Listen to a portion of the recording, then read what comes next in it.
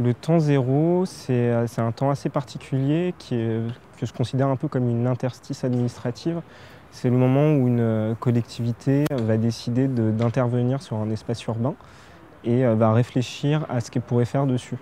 Donc ça commence dès le moment où il y a les premières acquisitions foncières qui sont faites par la collectivité, dont le but est de maîtriser le périmètre pour pouvoir agir dessus. Donc du coup, pour moi, le temps zéro commence à partir de la première acquisition foncière qui va être faite par une collectivité, dans une hypothèse lointaine de réaliser un projet derrière.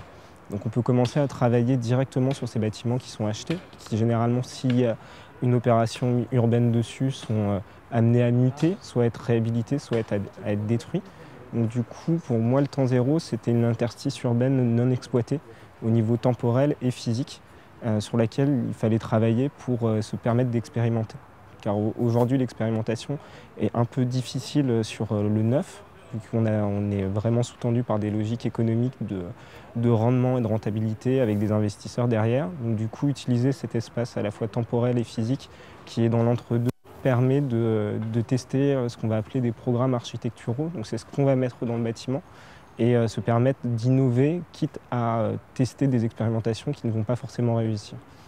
Dans cette expérimentation, on va pouvoir garder ce qui est bien, ce qui aura fonctionné, et garder l'expérience de ce qui aura raté. Donc c'est reconsidérer un peu les espaces urbains comme un laboratoire de la ville dans la ville.